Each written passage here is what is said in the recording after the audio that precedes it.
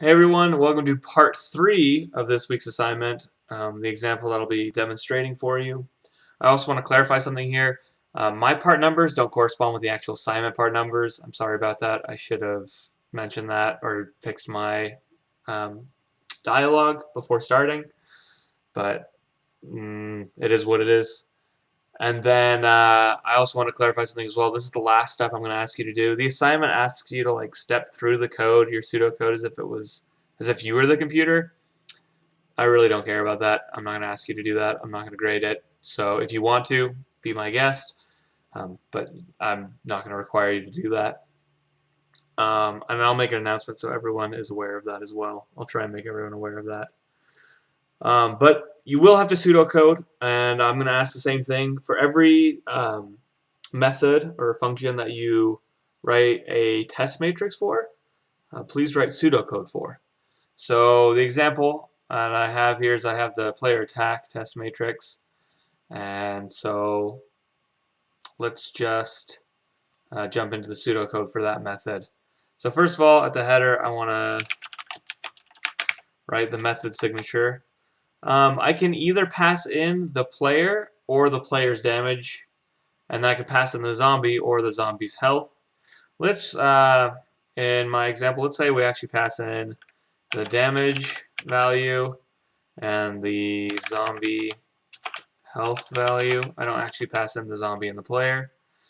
And this returns a Boolean type. So I'm going to put Boolean here, saying that that's what's going to be returned. And then pseudocode, however you'd like. It says, the idea is to use English more or less, kind of mixed with code to describe what you're wanting to do. So we'll say an integer, let's say final health. Oh, you know what? I don't think I can pass in just the zombie's health. I need to pass in the zombie itself because I need to update its health. And I'm returning the Boolean if it's defeated or not whether it what the new health is. So I'll need to update the health, so I need the zombie object. So we'll say the zombie dot health is going to get its current zombie dot health minus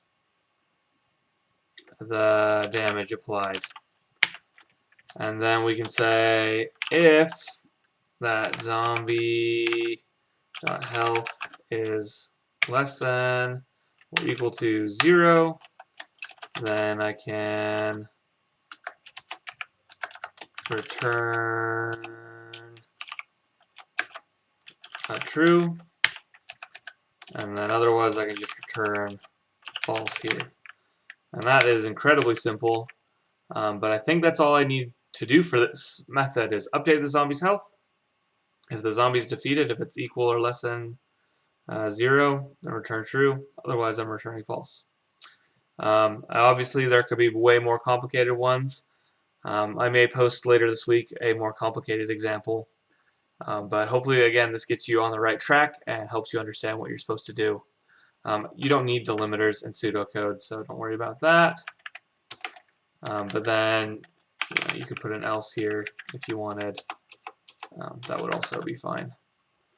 So again, pseudocode is it's English mixed with code. Right now, this is almost entirely code. But the example in the homework assignment is pretty good. It uses the word or. It has the word then. We can even put then here as well to make things clear. And maybe I'll capitalize if because it's a logical operator. And I can do the same thing with else.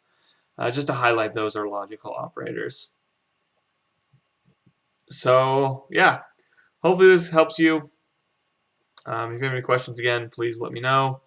I'll be online tonight and throughout the rest of the week, willing to help.